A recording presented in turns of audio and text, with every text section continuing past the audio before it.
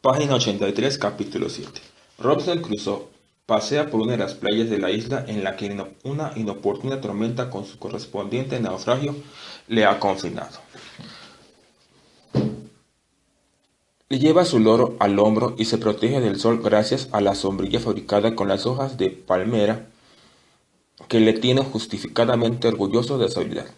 Piensa que, dadas las circunstancias, no puede decirse que se las haya arreglado del todo mal. Ahora tiene un refugio en el que guarecerse de las inclemencias del tiempo y del asalto de las fieras. Sabe dónde conseguir alimento y bebida. Tiene vestidos que le abrigan y que él mismo se ha hecho con elementos naturales de la isla. Los dóciles servicios de un rebañito de cabras, etc. En fin, que sabe cómo arreglárselas, para llevar más o menos su buena vida de náufrago. Solitario. Sigue paseando Robinson y está tan contento de sí mismo que por el momento le parece que no echa nada de menos. De pronto se detiene con sobresalto. Allí, en la arena blanca, se dibuja una marca que va a revolucionar toda su pacífica existencia. La huella de un pie humano. ¿De quién será? ¿Amigo o enemigo? Quizás un enemigo al que puede convertir en amigo. Hombre o mujer, ¿cómo se entenderá con él o ella? ¿Qué trato le dará? Robinson está ya acostumbrado a hacerse preguntas desde que llegó a la isla y a resolver los problemas de modo más ingenioso posible. ¿Qué comeré? ¿Dónde me refugiaré? ¿Cómo me protegeré del sol? Pero ahora la situación no es igual, porque ya no tiene que vérselas con acontecimientos naturales, como el hambre o la lluvia, sino ni con fieras salvajes, sino con otro ser humano. Es decir, con otro Robinson o con otros Robinson o Robinsons. Antes, los elementos o las bestias, Robinson había podido comportarse sin atender nada más que su necesidad de supervivencia. Se trataba de ver si podía con ellos o ellos podían con él, sin otras complicaciones. Pero ante seres humanos las cosas ya no es tan simple. Debe sobrevivir desde luego, pero ya no de cualquier modo. Si Robinson se ha convertido en una fiera como los demás que rondan la selva, a causa de su soledad y su desventura, no se preocupará más de que si el desconocido causante de la huella es un enemigo a eliminar, a una presa a devorar. Pero si aún quiere seguir siendo un hombre, entonces se las va a ver no ya con una presa o un simple enemigo, sino con un rival o un posible compañero, en cualquier caso con un semejante. Mientras está solo, Robinson se enfrenta a cuestiones técnicas, mecánicas, higiénicas e incluso científicas. Si me apuras, de lo que se trata es de salvar la vida en un medio hostil y desconocido. Pero cuando se encuentra la huella de viernes en la arena de la playa, empiezan sus problemas éticos. Ya no se trata solamente de sobrevivir como una fiera o como una alcachofa, perdido en la naturaleza. Ahora tiene que empezar a vivir humanamente, es decir, con otros o contra otros hombres, pero entre hombres. Lo que hace humana a la vida es transcurrir en compañía de humanos, hablando con ellos, pactando y mintiendo, siendo respetado o traicionado, amando, haciendo proyectos y recordando el pasado, desafiándose, organizando junto a las cosas comunes, jugando, intercambiando símbolos. La ética no se preocupa de cómo alimentarse mejor o de cuál es la manera más recomendable de proteger del frío, ni de qué hay que hacer para vadear en un río sin ahogarse. Cuestiones todas ellas sin duda muy importantes para sobrevivir en determinadas circunstancias. Lo que a la ética le interesa, lo que constituye su especialidad es cómo vivir la vida humana. La vida transcurre entre humanos si uno no sabe cómo arreglárselas para sobrevivir en los peligros naturales pierde la vida, lo cual sin duda es un fastidio grande. Pero si uno no tiene idea de ética, lo que pierde o malgasta es lo humano de su vida y eso francamente tampoco tiene ninguna gracia. Antes te dije que la huella en la arena anunció a Robinson la proximidad comprometedora de un semejante. Pero vamos a ver. hasta qué punto era Viernes semejante a Robinson.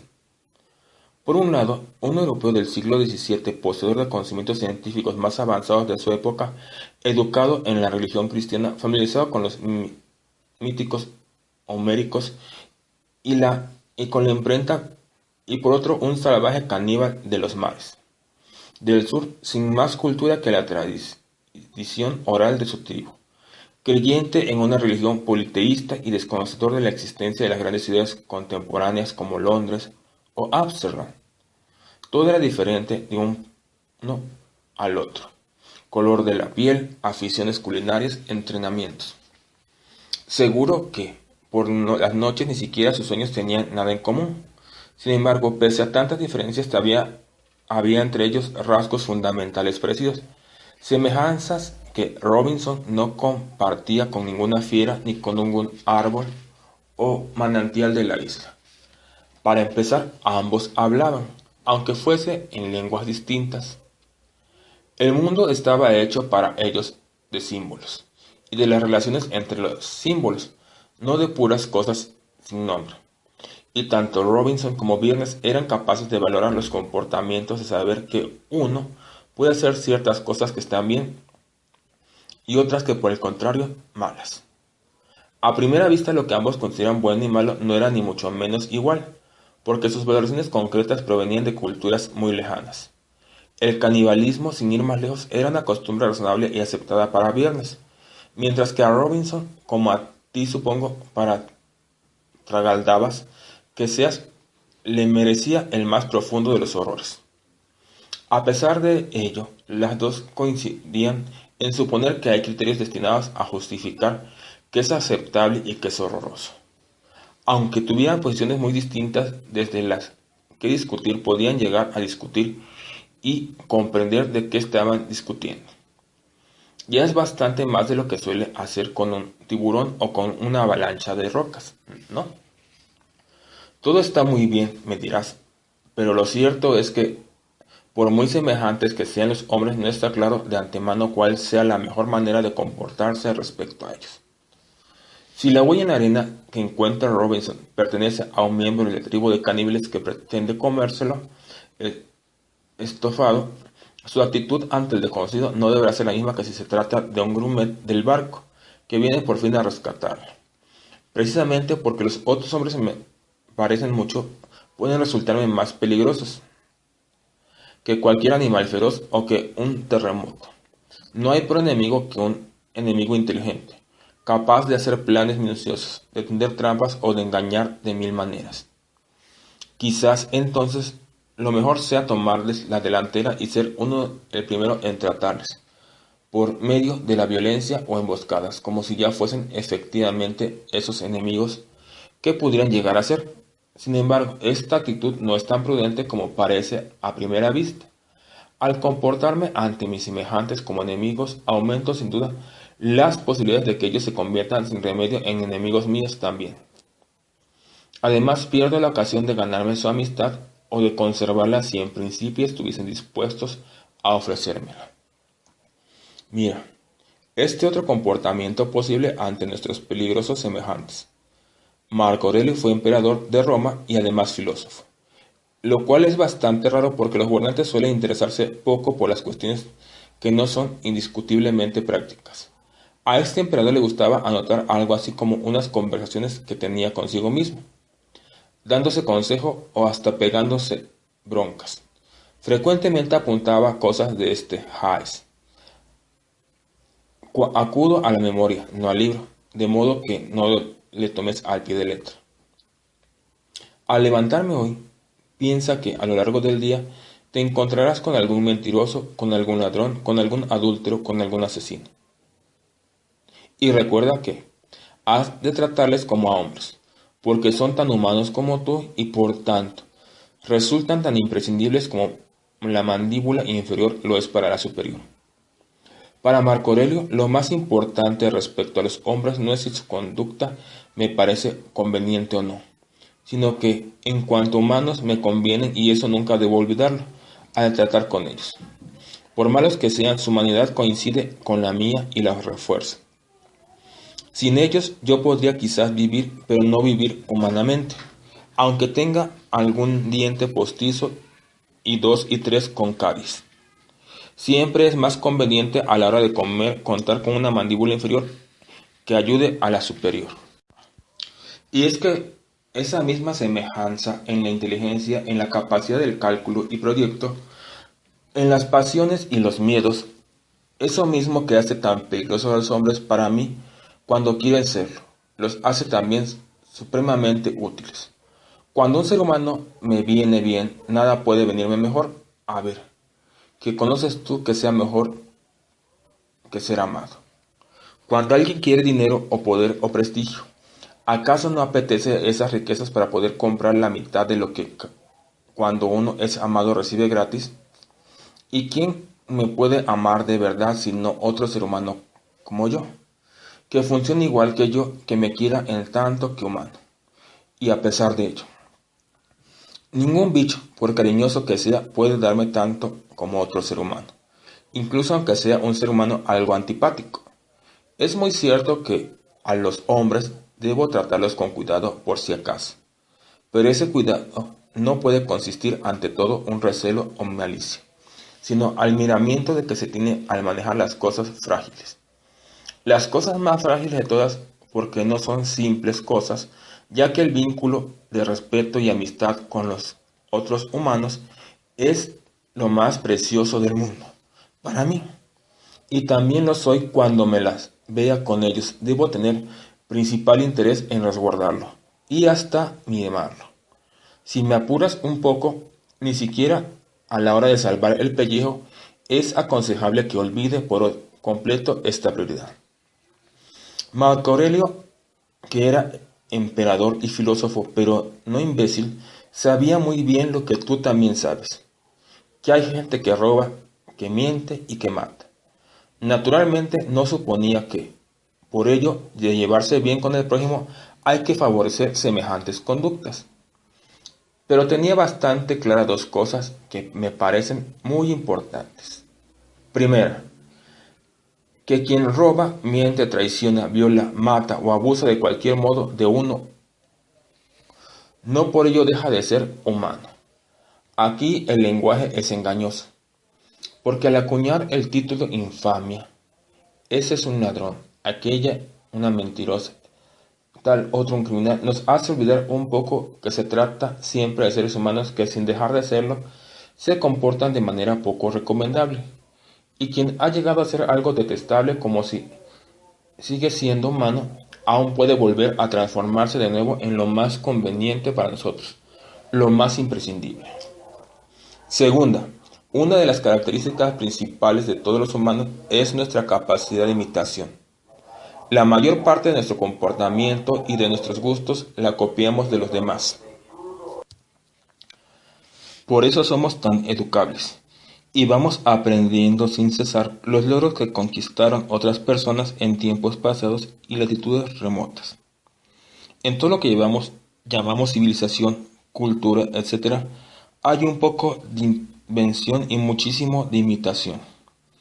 Si no fuésemos tan copiones constantemente, cada hombre debería empezarlo todo desde cero. Por eso es tan importante el ejemplo que damos a nuestros congéneres sociales. Es casi seguro que en la mayoría de los casos nos tratarán tal como se vean tratados.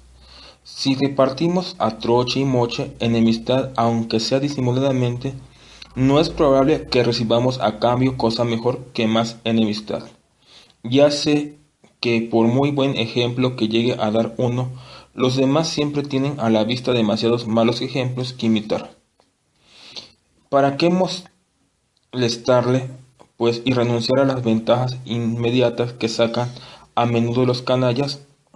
Marco Aurelio te contestaría: ¿te parece prudente aumentar el ya crecido número de los malos, de los que poco realmente positivo puedes esperar, y desanimar a la minoría de los mejores que en cambio tanto pueden hacer por tu buena vida?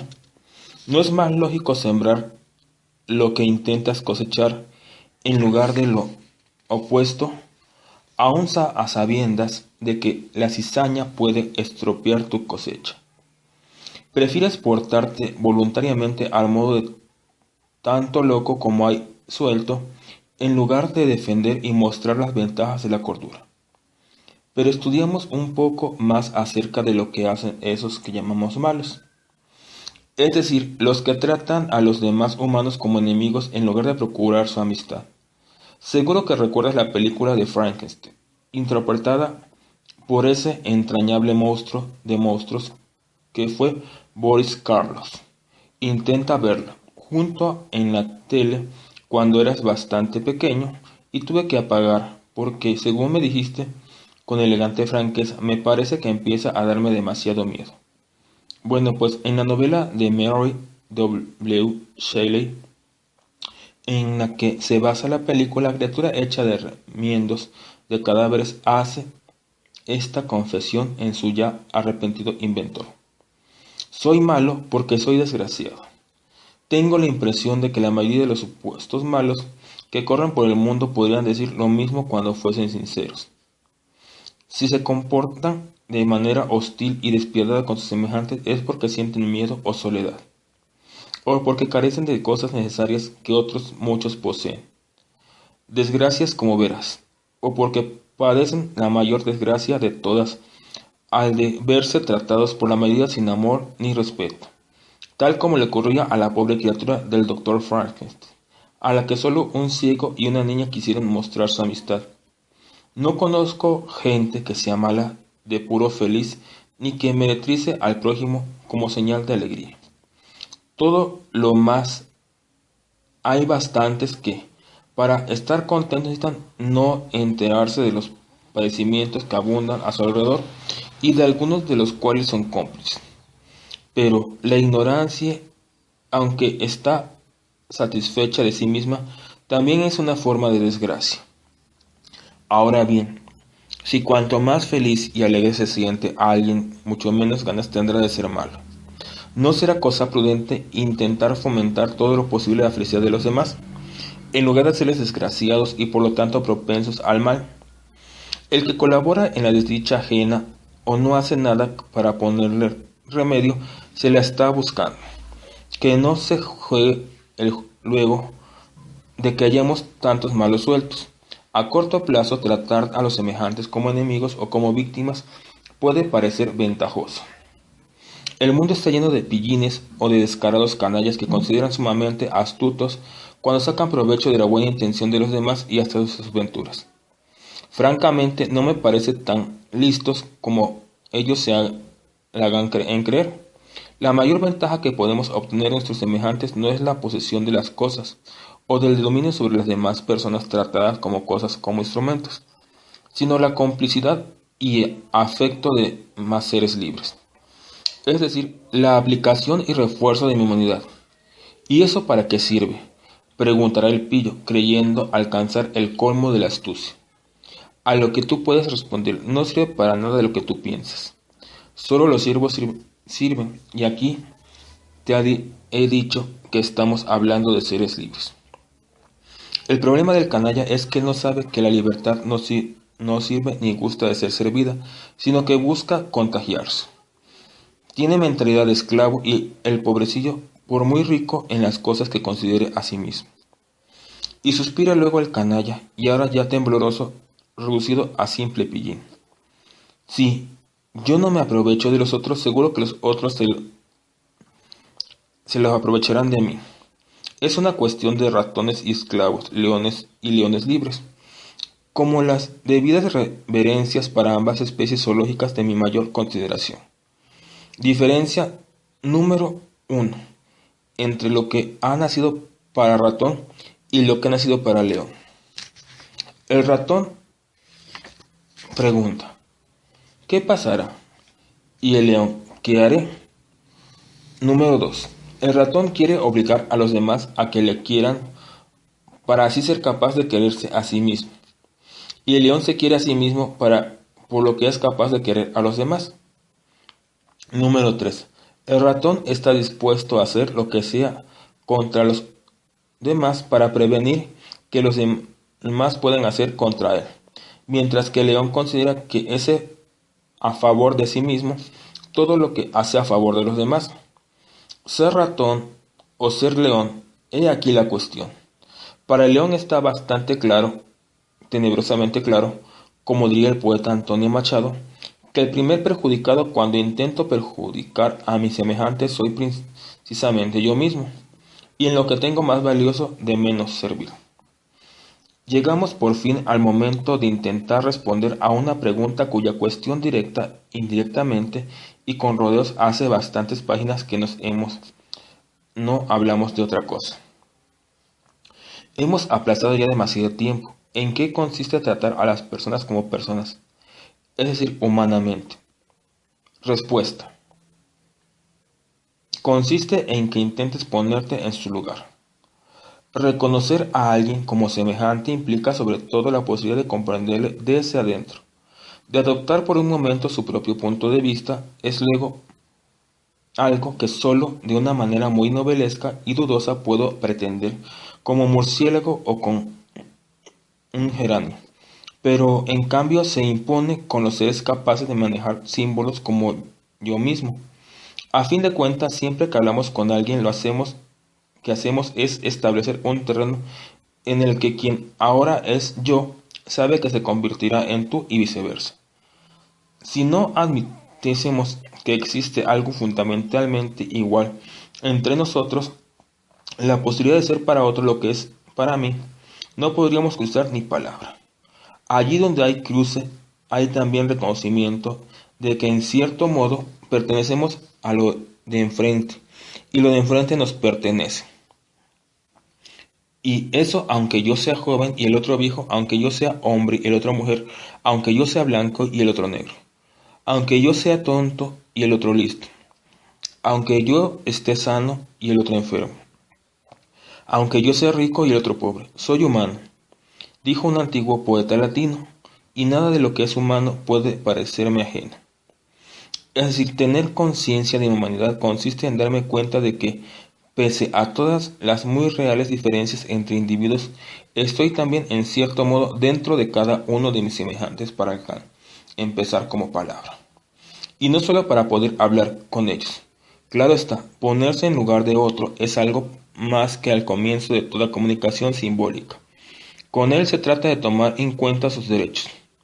Cuando los derechos faltan, hay que comprender sus razones.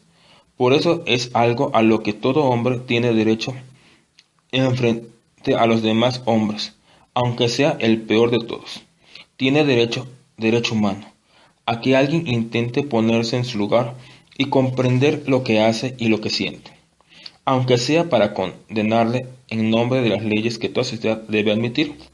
En una palabra, ponerte en lugar del otro es tomarle en serio, considerar tan plenamente real como a ti mismo.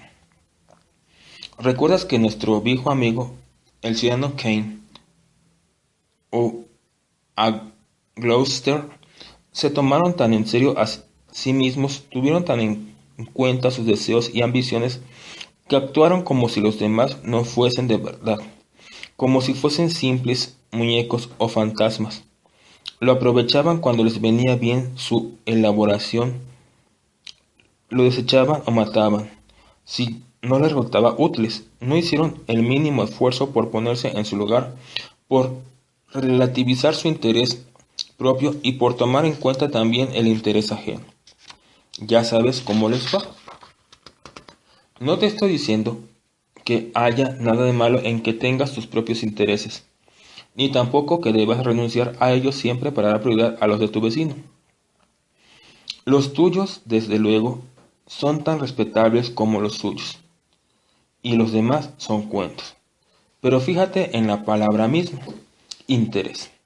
Viene del latín interes, es lo que está entre varios, lo que pone en relación a varios. Cuando hablo de relativizar tu interés, quiero decir que ese interés no es algo tuyo exclusivamente como si vivieras solo en el mundo de fantasmas, sino que te pone en contacto con otras realidades tan de verdad como tú mismo, de modo que todos los intereses que puedas tener son relativos, según otros intereses, según las circunstancias, según las leyes y costumbres de la ciudad en que vives. Salvo un interés, el único interés absoluto, el interés de ser humano entre humanos, de dar y recibir el trato de humanidad sin el que no puede haber buena vida.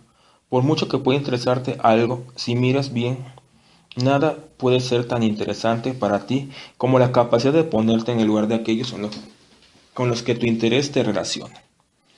Y al ponerte en su lugar, no solo debes ser capaz de atender sus razones, sino también de participar de algún modo en sus pasiones y sentimientos, en sus dolores, anhelos y gozos. Se trata de sentir simpatía por el otro, o si prefieres compasión, pues ambas voces tienen etimologías semejantes. En la una derivado del griego y la otra del latín. Es decir, ser capaz de experimentar en cierta manera al unísono con el otro. No dejarle del todo solo ni en su pensar ni en su querer. Reconocer que estamos hechos de la misma pasta, a la vez idea, pasión y carne. Como lo dijo, más allá profundamente, Shakespeare, todos los humanos estamos hechos de la sustancia con la que se trenzan los sueños. Que se note que nos damos cuenta de ese parentesco. Tomarte al otro en serio, es decir, capaz de ponerte en su lugar para aceptar prácticamente que es tan real como tú mismo. No significa que siempre debas darle la razón en lo que reclama o en lo que hace, ni tampoco que como él le tienes por tan real como tú mismo y semejante a ti, debas comportarte como si fueses idéntico. El dramaturgo y humorista Bernard Shaw solía decir: no siempre hagas a los demás lo que desees que te hagan a ti. Ellos pueden tener gustos diferentes. Sin duda, los hombres somos semejantes. Sin duda sería estupendo que llegásemos a ser iguales en cuanto a oportunidades al nacer y luego ante las leyes. Pero desde luego, no somos ni tenemos por qué empeñarnos en ser idénticos. Menudo aburrimiento y menuda tortura generalizada. Ponerte en el lugar del otro es hacer un esfuerzo de objetividad por ver las cosas como él las ve. No echar al otro y ocupar tú su sitio. O sea, que el que debe seguir siendo él y tú tienes que seguir siendo tú. El primero de los derechos humanos es el derecho a no ser fotocopia de nuestros vecinos, a ser más o menos raros. No hay derecho a obligar a otro que deje de ser raro, por su bien, salvo que su rareza consista en hacer daño al prójimo directa y claramente. Acabo de emplear la palabra derecho, y me parece que ya la utilicé un poco antes. ¿Sabes por qué? Porque gran parte del difícil arte de ponerse en el lugar del prójimo tiene que ver con eso, que desde muy antiguo se llama justicia. Pero aquí no solo me refiero a lo que la justicia tiene de institución pública, es decir, leyes establecidas, jueces, abogados, etc., sino a la virtud de la justicia, o sea, a la habilidad y el esfuerzo que debemos hacer cada uno si queremos vivir bien, por entender lo que nuestros semejantes pueden esperar de nosotros. Las leyes y los jueces intentan determinar obligatoriamente lo mínimo que las personas tienen derecho a exigir de aquellos con quienes conviven en sociedad. Pero se trata de un mínimo y nada más. Muchas veces, por muy legal que sea, por mucho que se respeten los códigos, nadie puede ponernos multas o llevarnos a la cárcel. Nuestro comportamiento sigue siendo en el fondo injusto. Toda ley escrita no es más que una abreviatura, una simplificación a menudo imperfecta de lo que tu semejante puede esperar concretamente de ti, no del Estado o de sus jueces. La vida es demasiado compleja y sutil. Las personas somos demasiado distintas. Las situaciones son demasiado variadas, a menudo demasiadas íntimas, como para que quepa en los libros de jurisprudencia. Lo mismo que nadie puede ser libre en tu lugar. También es cierto que nadie puede ser justo por ti si tú no te das cuenta de que debes serlo para vivir bien. Para entender del todo lo que el otro puede esperar de ti, no hay más remedio que amarle. Un poco, aunque no sea más que amarle, solo porque también es humano. Y este pequeño pero importantísimo amor ninguna ley instituida puede imponerlo. Quien vive bien debe ser capaz de una justicia simpática o de una compasión justa. Vaya, me ha salido otro capítulo larguísimo, pero tengo la excusa de que es el capítulo más importante de todos. Lo fundamental de la ética de la que quiero hablarte he intentado decirlo en estas últimas páginas. Me atrevería a pedirte que si no estás demasiado harto, lo leyeras otra vez, antes de pasar más adelante. Aunque si no lo haces porque estás algo cansado, bueno, me pongo en tu lugar. Página 81. Vete leyendo. Oh cobarde conciencia que me afliges. La luz despira.